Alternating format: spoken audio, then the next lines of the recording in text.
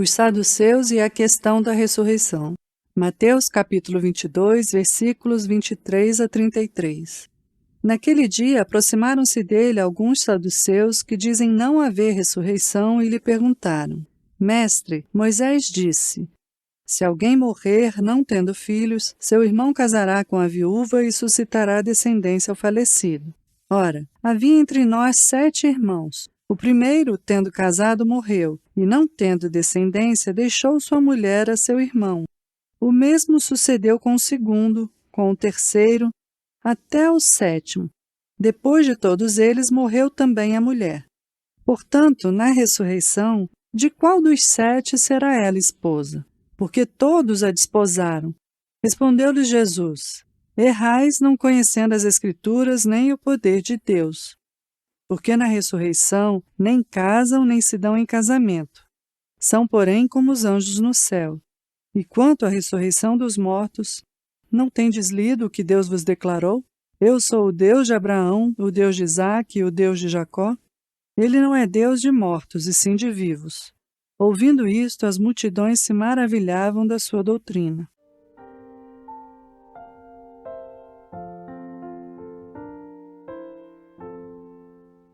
Essa passagem descreve uma conversa entre Nosso Senhor Jesus Cristo e os saduceus. Esses homens infelizes que afirmavam não haver ressurreição, como os fariseus e herodianos, tentaram embaraçar Nosso Senhor com questões difíceis. Eles também procuravam surpreendê-lo em alguma palavra e em uma forma de manchar a reputação dele entre o povo. Porém, assim como os fariseus, eles também ficaram inteiramente frustrados. Em primeiro lugar, observemos que as objeções absurdas e céticas às verdades bíblicas são um fenômeno antigo.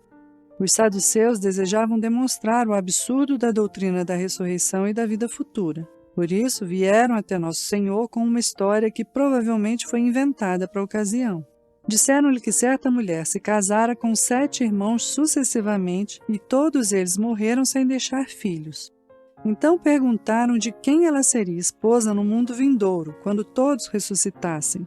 O objetivo da pergunta era claro e transparente. Na realidade, o que eles queriam mesmo era lançar a doutrina da ressurreição no ridículo. Queriam insinuar que a ressurreição traria muita confusão, contenda e uma desordem inconveniente, se após a morte, homens e mulheres houvessem de reviver. Nunca nos deveríamos surpreender se chegarmos a encontrar semelhantes objeções em relação às doutrinas bíblicas, especialmente aquelas doutrinas que dizem respeito ao outro mundo.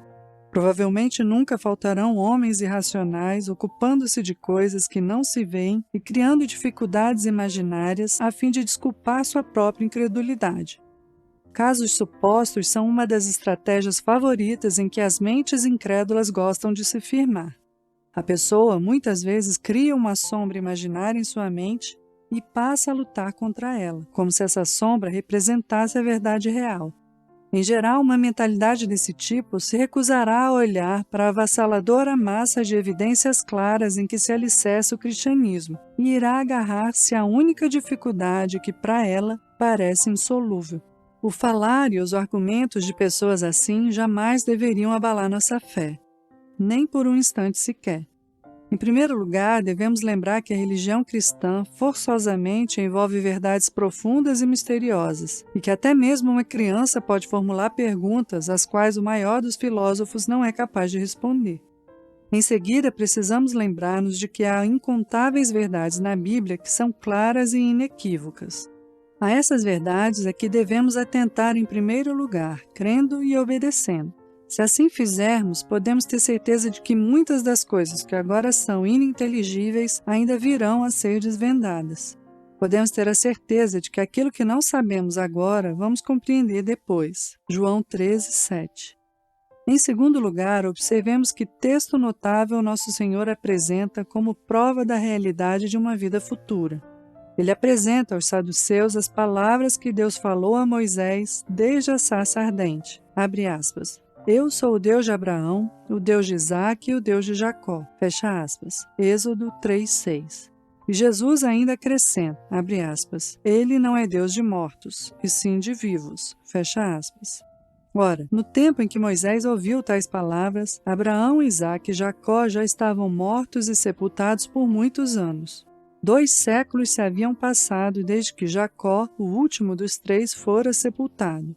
Não obstante, Deus falou a respeito deles como ainda sendo seu povo, e acerca de si mesmo como ainda sendo o Deus deles. Ele não disse, eu era o Deus de Abraão, mas sim, eu sou. É possível que com frequência nos sintamos tentados a duvidar das verdades da ressurreição e da vida futura. Infelizmente, é fácil aceitar uma verdade apenas em tese, sem compreender suas implicações práticas. Devemos nos conscientizar de que os mortos ainda estão vivos. Eles desapareceram dos nossos olhos e já não habitam mais nesse mundo. Mas aos olhos de Deus eles estão vivos e um dia deixarão a sepultura para receber a sentença eterna. Não existe aniquilamento. Tal ideia não passa de uma miserável ilusão. Sol, lua, estrelas, as montanhas rochosas e o mar profundo algum dia serão reduzidos a nada. Porém, a criancinha mais fraca e pobre desse mundo haverá de viver para todo sempre no mundo vindouro. Que jamais nos esqueçamos disso.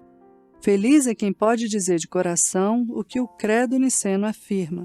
Abre aspas. Espero pela ressurreição dos mortos e pela vida no mundo vindouro. Fecha aspas. Observemos por fim o relato que Nosso Senhor dá acerca da situação de homens e mulheres após a ressurreição. Ele silencia as objeções fantasiosas dos saduceus, demonstrando que eles estavam totalmente equivocados quanto ao verdadeiro caráter do estado ressurreto. Eles supunham que a ressurreição tem de ser necessariamente uma existência carnal, grosseira, como a que a humanidade vive aqui na Terra.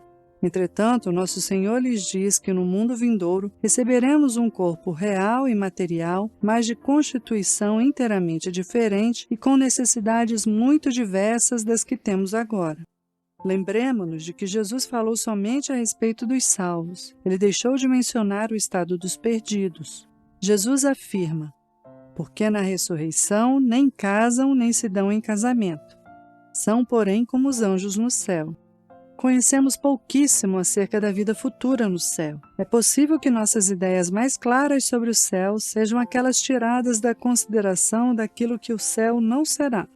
Será um estado em que nunca mais teremos nem fome nem sede. Enfermidades, dor e doenças não serão conhecidas. Debilidade, velhice e morte não terão lugar. Casamentos, nascimentos e uma constante sucessão de habitantes já não serão mais necessários. Aqueles que forem admitidos no céu, lá haverão de habitar para sempre. E passando para os aspectos afirmativos, é-nos dito claramente que seremos como os anjos no céu. A exemplo deles, serviremos a Deus de maneira perfeita, sem qualquer cansaço. Tal como eles, estaremos para sempre na presença de Deus. Como eles, nosso deleite sempre será cumprir a vontade do Senhor. E como eles, daremos toda a glória ao Cordeiro. Todas essas coisas são muito profundas, mas todas são verdadeiras. Estamos preparados para essa vida? Se admitidos no céu, será que apreciaríamos essa vida? A companhia e o serviço de Deus seriam agradáveis para nós? A ocupação dos anjos seria algo em que nos deleitaríamos? Essas são perguntas solenes. Se esperamos ir para o céu quando ressuscitarmos no outro mundo, nosso coração deve ser celestial desde já, quando vivemos nessa terra. Colossenses 3, 1 a 4.